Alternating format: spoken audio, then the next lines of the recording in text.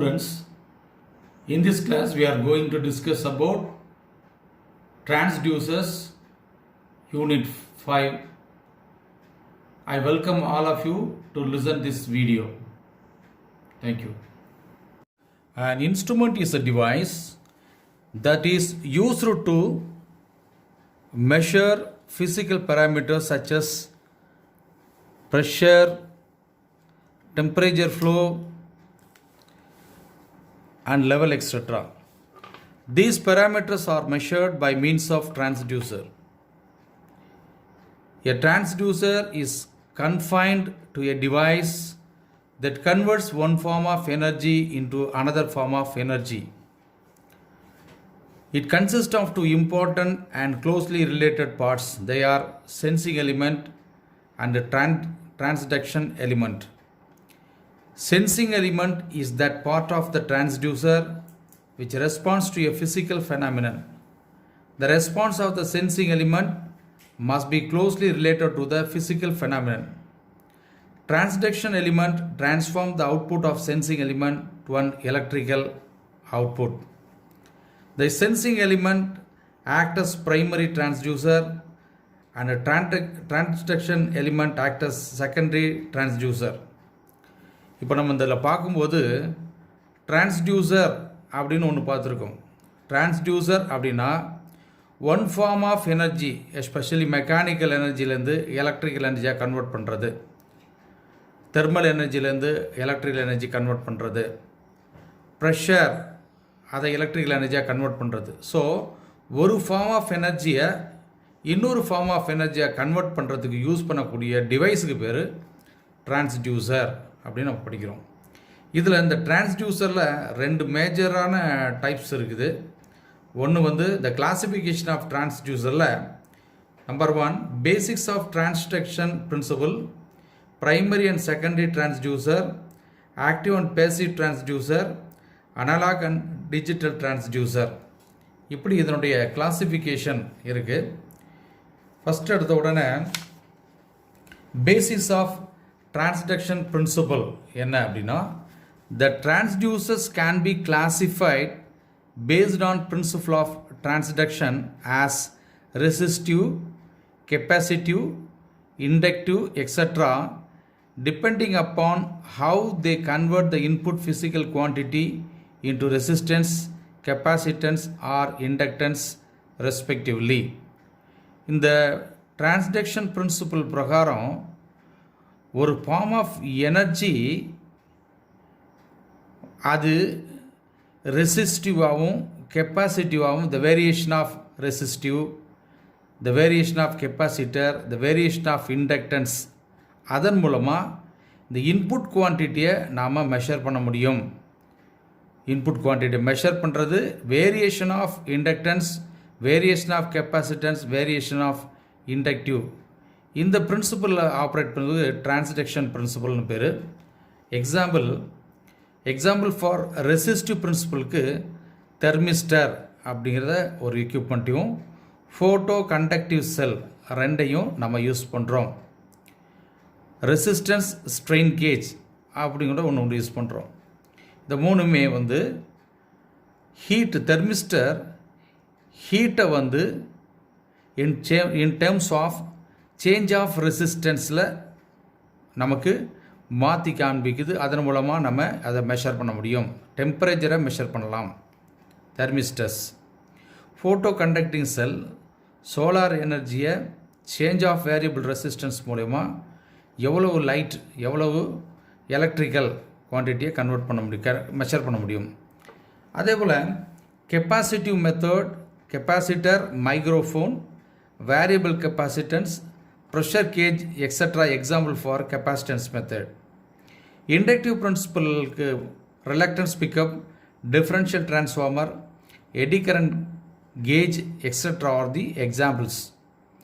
So primary, அடுத்த ஒரு classification, primary and secondary transducers.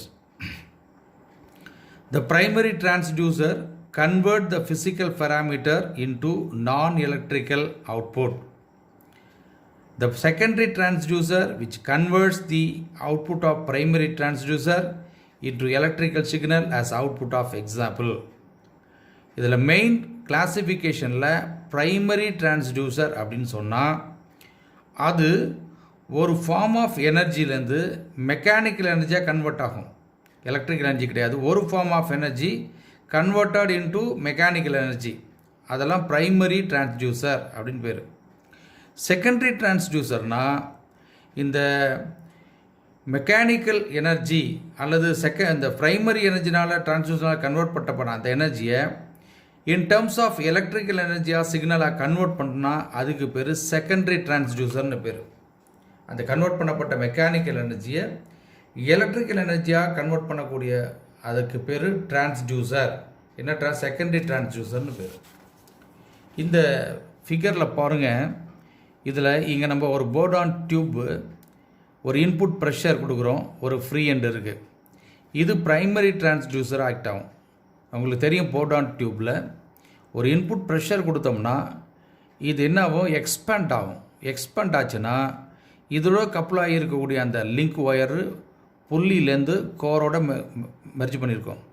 இப்போ இதில் இன்புட்னுடைய ப்ரெஷர் அதிகமாச்சுன்னு சொன்னால் என்ன ஆகும், இந்த புள்ளி இந்த போர்டான் டியூப் எக்ஸ்பேண்ட் ஆகும்.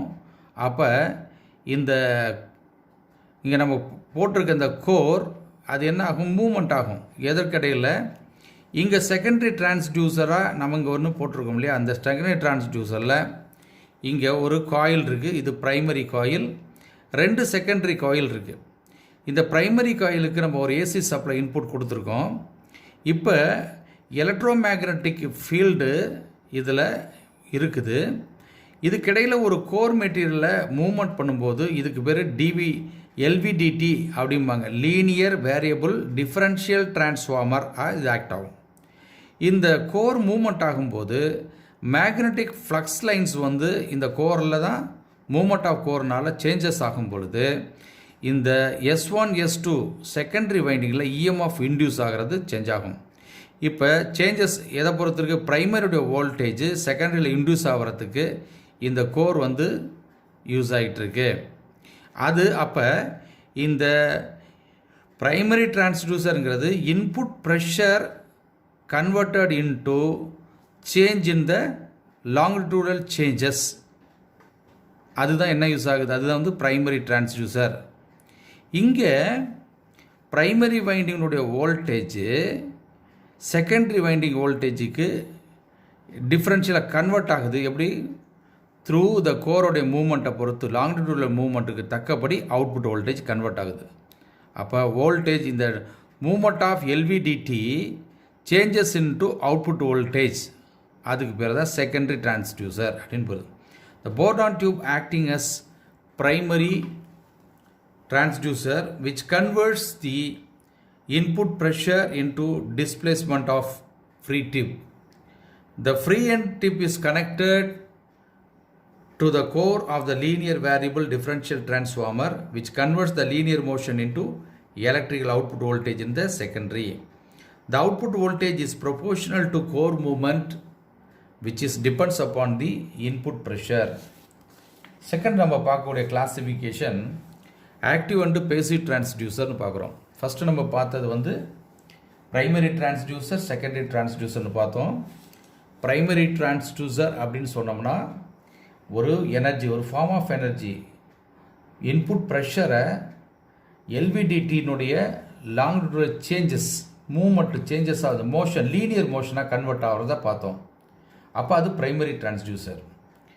அடுத்தது செகண்டரி டிரான்ஸ்டியூசர் நம்ம ஒன்று பார்த்தோம். டிரான்ஸ்டியூசர்னா என்னது, which converts the linear motion into electrical output, அதுதான் என்னது செகண்டரி டிரான்ஸ்டியூசர் படிச்சிட்டோம். இப்போ நெக்ஸ்ட் அடுத்த classification active and passive transducer அப்படின்னு படிக்கிறோம்.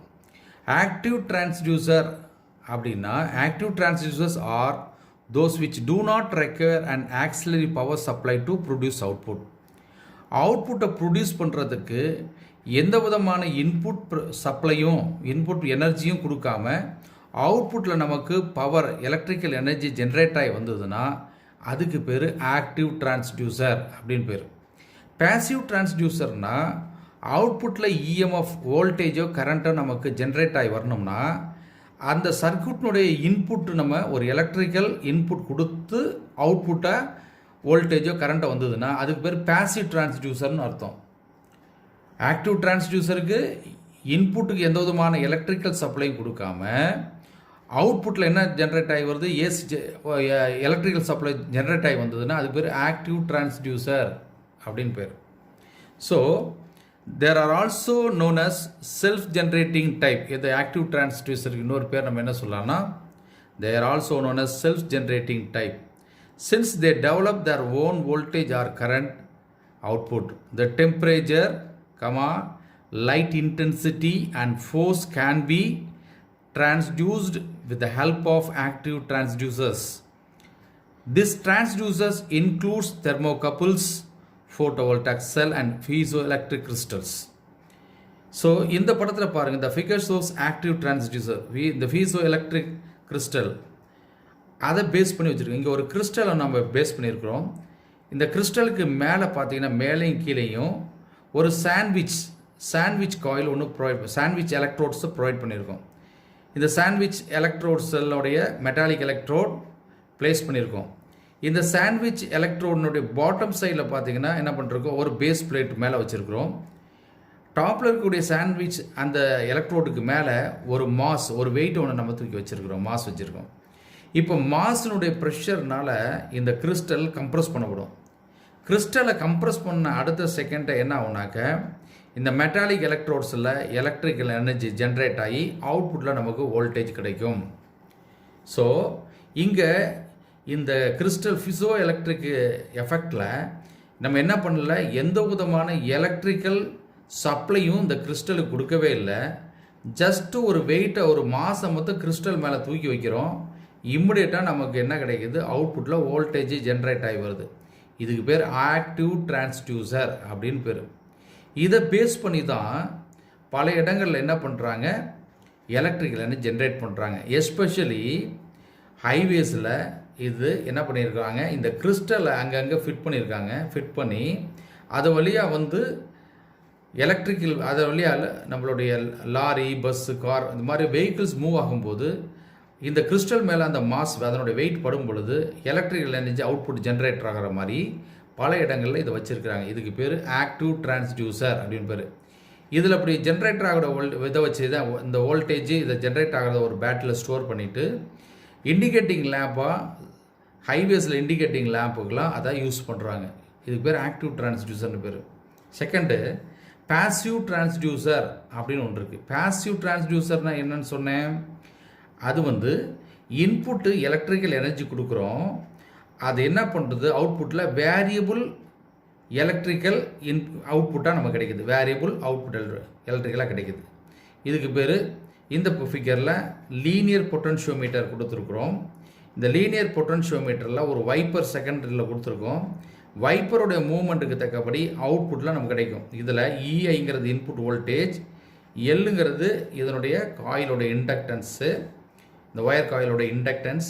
இங்கே ஒரு வைப்பர் வச்சுருக்கிறோம். இந்த வைப்பரோட மூவ்மெண்ட் பண்ணும் பொழுது அதுதான் என்னது XI அப்படின்னு கொடுத்துருக்குறோம். வைப்பரோட மூவ்மெண்ட்டுக்கு தக்கபடி E0 அவுட்புட் வோல்டேஜ் கிடைக்கும். அதுக்கு இந்த formula E0 is equal to XI by L into EI.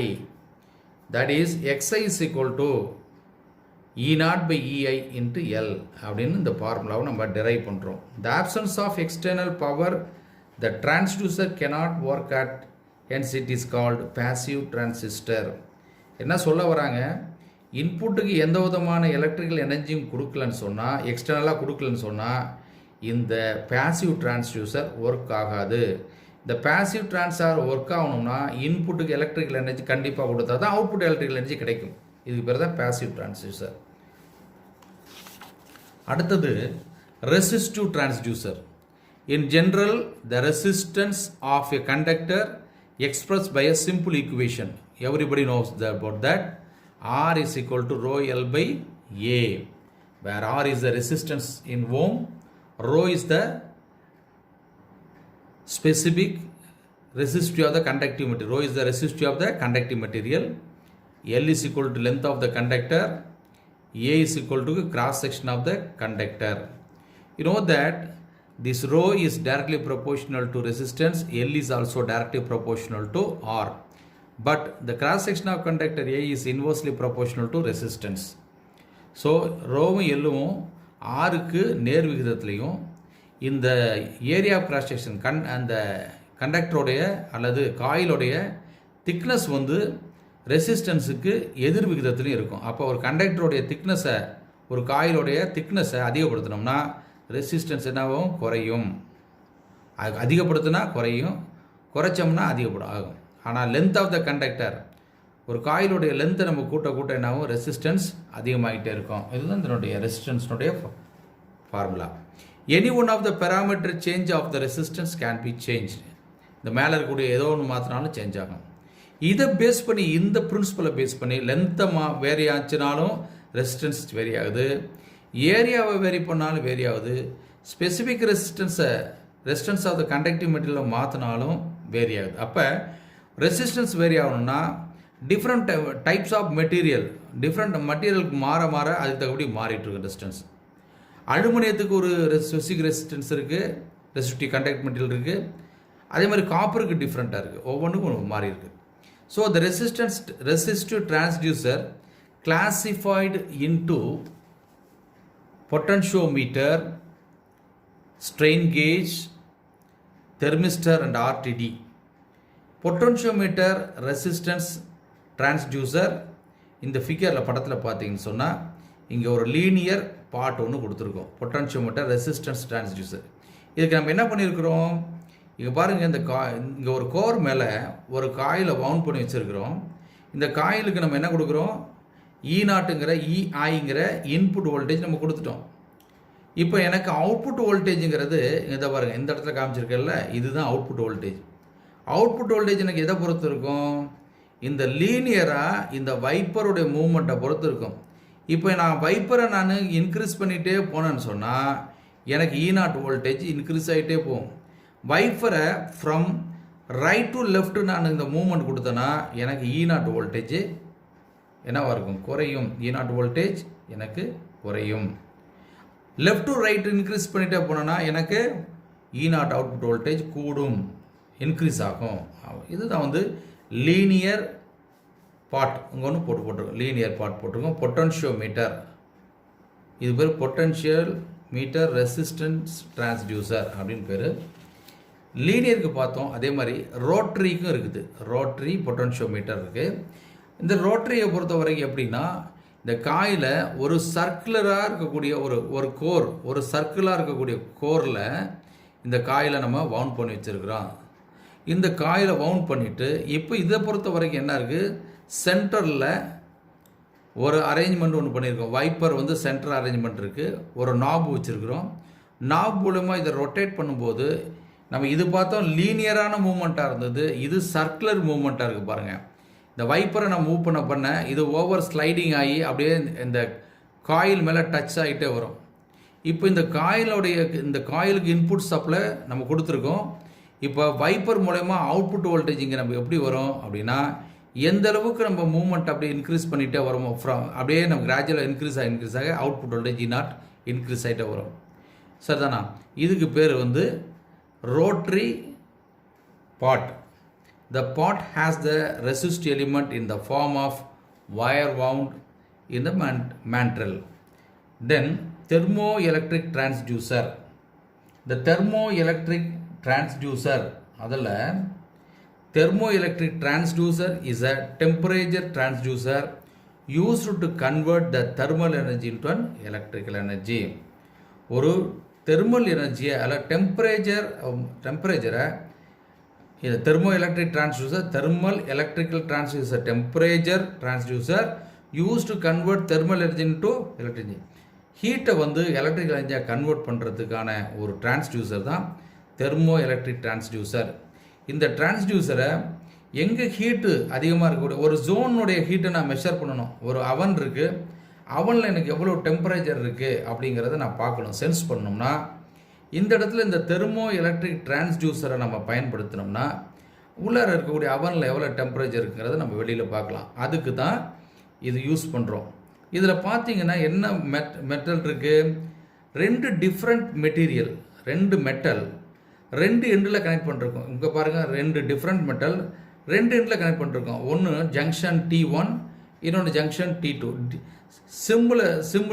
dissimilar materials are joined together to form two junction as shown in the figure.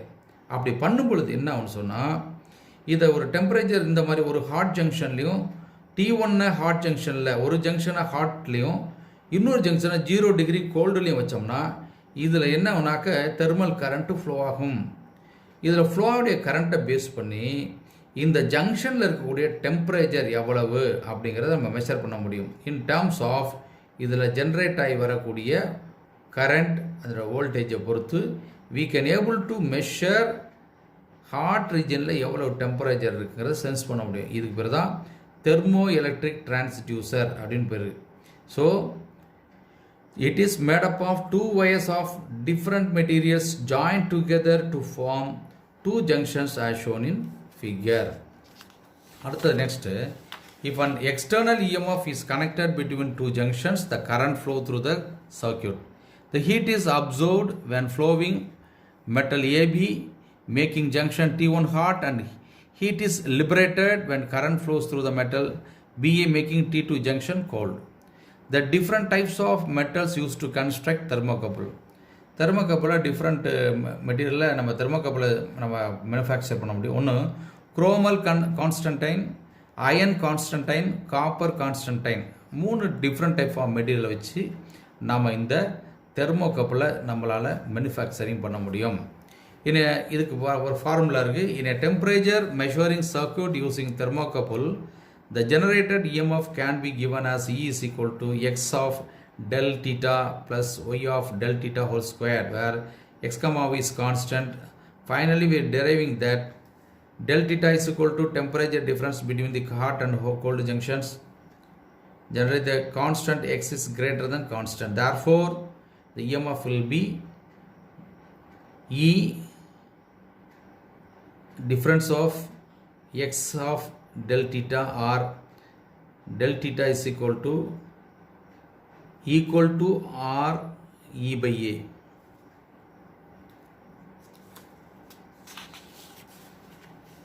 Next, construction and working of thermocouple. Construction and working of thermocouple. இந்த படத்தில் நம்ம பார்க்கும்போது ஒரு thermocouple, இது hot junction, அதுக்கப்புறம் இந்த ஜங்ஷனில் gold junction இருக்குது. இது இப்போ ஒரு அயன்லையும் கான்ஸ்டன்ட் அயன் 2 மெட்டீரியலில் நம்ம ஜங்ஷன் பண்ணி வச்சுருக்கிறோம்.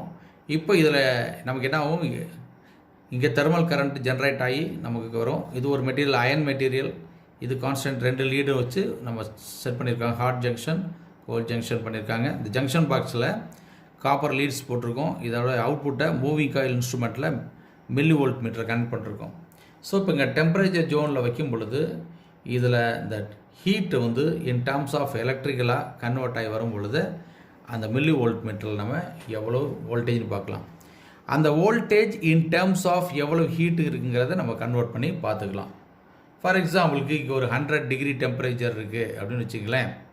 இங்கே வந்து ஒரு 1 மில்லி வோல்ட் காமிச்சதுன்னா அப்போ 100 டிகிரிக்கு. அப்போ இங்கே ஒரு 50 டிகிரி இருக்குன்னா எவ்வளோ காட்டும், அங்கே 0.5 காட்டும், 0.5 மில்லி வோல்ட் காட்டும். இப்போ இங்கே டெம்பரேச்சர் ஒரு 500 டிகிரிக்கு மேலே இருக்குது, 500 டிகிரி டெம்பரேச்சர் ஜோனில் இருக்குது. இப்போ மில்லிமீட்டருக்கு எவ்வளோ காட்டும், 5 மில்லி வோல்ட் காட்டும். ஸோ இப்படி வச்சு தான் நம்ம கால்குலேட் பண்ணுறது தான் இந்த தெர்மோகப்பிள் யூஸ் ஆகுது. Next linear variable differential transducer. Linear variable differential டிரான்ஸ்டியூசருக்கு இங்கே நம்ம ஒரு டயக்ராம் போட்டிருக்கோம். இதில் பாருங்கள், சென்டரில் ஒரு primary coil, 2 secondary coil use பண்ணிருக்கோம். இங்கே பாருங்கள், இந்த ப்ரைமரி காயில் இருக்கு இல்லையா, இந்த ப்ரைமரி காயிலுக்கு நம்ம ஏசி சப்ளை கொடுக்குறோம். ப்ரைமரி காயிலுக்கு ஏசி சப்ளை கொடுத்துட்டு செகண்டரி 2 செகண்டரி காயில் இருக்குது. இதான் 2 செகண்டரி காயில். இது கடையில் ஒரு கோர் இருக்குது, சாஃப்ட் அயன் கோர், மூவ் ஆகிற மாதிரி இந்த ஆர்மச்சூரில் மூவ் ஆகிற மாதிரி நம்ம வச்சுருக்கிறோம். Armature core, armature core move ஆகும்போது, டிஸ்பிளேஸ்மெண்ட் மூவ் ஆகும்போது நமக்கு இந்த செகண்டரியில் இஎம்எஃப் இன்டியூஸ் ஆகி வரும். செகண்டரியில் இன்டியூஸ் ஆகக்கூடிய இஎம்எஃப் இப்படி பாருங்கள். இந்த ஃபஸ்ட்டு டயக்ராமில் கனெக்ஷன் S1 S2 டிஃப்ரெண்ட்டாக இருந்தால் இந்த கோர் மூவ்மெண்ட்டை பொறுத்து S1லையும் இஎம்எஃப் இன்டியூஸ் ஆகும், S2லையும் இஎம்எஃப் இன்டியூஸ் ஆகும். இந்த 2வது